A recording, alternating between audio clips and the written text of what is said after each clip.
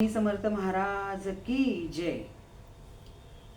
आजचा हा जो व्हिडिओ करते तो खास करते की आपल्या स्वामींच्या घरातनं एका सुंदर संकल्पनेला सुरुवात होती।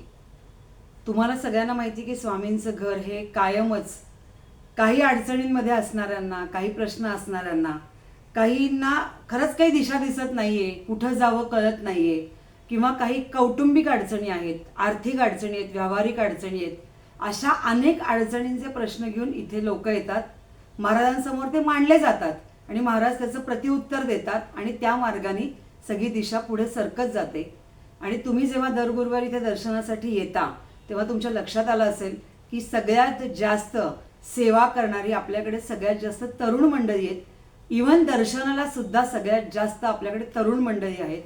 आणि कदाचित असं म्हणतं की पिढ्यापिढ्यांच्या गॅपमध्ये काही गोष्टी लक्षात येत नाहीत, पण महाराजांच्या कृपेने त्यांच्या चेहऱ्यावरचे जे काही प्रश्न आहेत ते लगेच लक्षात येतात जेव्हा ते समोर येत असतात।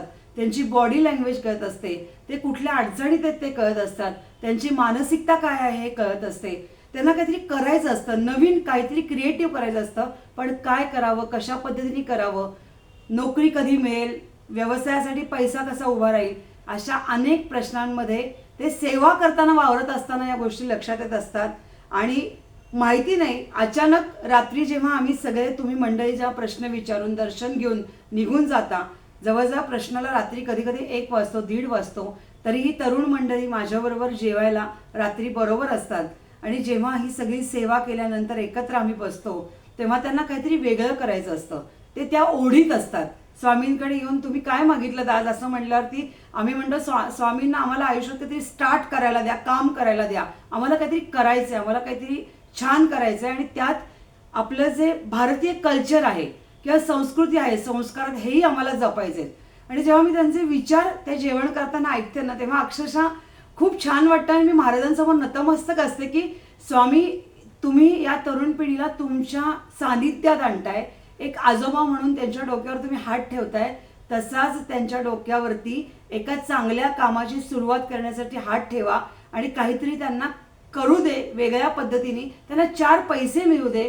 आणि ते पैसे मिळवताना कुठलीही चुकीची गोष्ट त्यांच्याकडनं होणार नाही, कोणाची फसवणूक होणार नाही, कोणी त्यांना फसवणार नाही, अशा व्यवसायात त्यांना कुठंतरी तयार करा, उतरवा आणि कुठंतरी त्यांची सुरुवात करा। आणि जेव्हा महाराजांकडे ही विनवणी केल्या गेली तेव्हा महाराजांनी अतिशय प्रेमाने श्री गणेशा असं शब्द म्हणले आणि तिथून आज या कामाला सुरुवात होतीये, या घरातल्या एका नवीन कामाला सुरुवात होतीये। इथे आर्थिक व्यवहार या घरामध्ये नाही आहेत, पण नेहमीच महाराजांना प्रार्थना केल्या गेली की प्रत्येकाच्या घरात आर्थिक व्यवहार खूप चांगल्या पद्धतीने होऊ देत, प्रत्येकाला चांगला पैसा मिळू देत, चांगला आनंद मिळू देत। आणि महाराज नेहमीच असं म्हणतात की आधी प्रपंच आणि मग अध्यात्म। तसंच महाराजांनी सुरुवात इतकी गोड केली आहे की महाराजांनी या मुलांना सांगितलंय की मी तुम्हाला अशी सुरुवात करून देतो की तुम्ही या गणपती बाप्पाच्या उत्सवामध्ये, आता जे गणपती बाप्पा आपल्याकडे येतात 10 दिवसांसाठी विराजमान होतात, त्या गणपती बाप्पांच्या सुंदर मूर्ती तुम्ही विक्री करून पैसेही कमावू शकताय। हा एक चांगला मार्ग महाराजांनी त्यांना दाखवला आहे। आणि जेव्हा हे बोलल्या गेलं तेव्हा त्या मुलांना एवढा आनंद झाला आणि त्यांनी त्याच्यावरती अभ्यास करायला सुरुवात केली। अनेक ठिकाणी जाऊन कशा मूर्ती असतात, कशा प्रकारे ते केल्या जातात, त्याची विक्री कशा पद्धतीने केली जाते आणि त्यांच्या चेहऱ्यावरचा जो आनंद आहे हा खूप बघण्यासारखा आहे। आणि अक्षरशः त्यांनी ज्या मूर्ती आत्ता सिलेक्ट केल्या आहेत की ज्या विकण्यासाठी ते ठेवणार आहेत, त्यांना ते सुंदर सुंदर फेटे घालणार आहेत, त्यांना वस्त्र अलंकार घालणार आहेत, सोळं नेसवणार आहेत। आणि या सुंदर मूर्ती स्वामींच्या घरातनं त्यांना सपोर्ट आहेच, प्रश्नच नाही, पण त्यांना काही बाहेरच्या मंडळींनी देखील त्या मूर्ती ठेवायला सपोर्ट केलेला आहे। अर्थात हे सगळं स्वामींच्या घराच्या आजूबाजूलाच असणार आहे, त्यामुळे आणि 1 महिनाभर म्हणजे गणपती बाप्पा बसेस तोपर्यंत हे विक्री, आता केंद्र मी नाही म्हणते याला, पण हे विक्री जे करणार आहे गणपती बाप्पाच्या मूर्तींची हे काम चालू राहणार आहे। आणि जे खूप लांब राहतात, ज्यांना मूर्ती स्वामींच्या इथे आवडल्यात, गणपती बाप्पाच्या इथे आल्यावरती त्यांना मूर्ती त्यांच्या घरापर्यंत पोहोचवण्याची सोय सुद्धा या मुलांनी केलेली आहे। तर अशा कष्ट करणाऱ्या आणि आपल्या स्वामींच्या सानिध्यात असणाऱ्या या भक्तांना तुम्हीच भक्तांनी सपोर्ट करायचं आहे। आणि मी तुम्हालाही असं आव्हान करेन, आणि जेव्हा मागच्या वेळेस गुरुवारी हे सांगितलं गेलं. अक्षरशः त्या इथे बसलेल्या आरतीसाठी आलेल्या भक्तांना इतका आनंद झाला की त्यांनी फटाफट त्यांची नाव नोंदणी सुद्धा त्या मूर्तींसाठी केली. आणि त्यांना इतका आनंद झाला की जवळजवळ इतक्या जणांनी आम्हाला अगदी सुरुवात असताना सुद्धा सपोर्ट केला. स्वामींच्या कृपेने तो झाला, स्वामींच्या सानिध्यात तो झाला. आणि जो निराशानी जो चेहरा त्यांचा पडलेला होता तो स्वामी कृपेने आणि गणपती बाप्पाच्या आशीर्वादाने त्यांच्या चेहऱ्यावरचा आनंद द्विगुणित झालाय.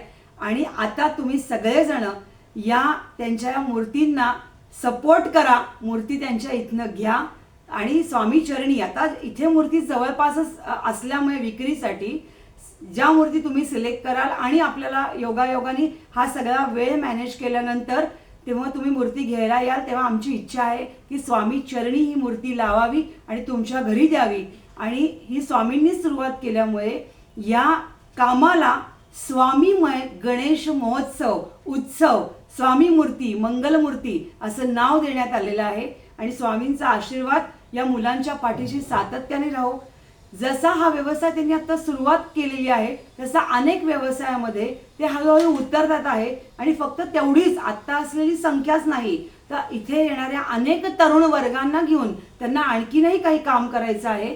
जेव्हा असं होतं की तरुण मुलं ठरवतात की मला काहीतरी पुढे सरकायचं आहे, तेव्हा आपोआपच आपला देशही पुढे सरकत असतो, आपल्या देशाची उन्नती होत असते.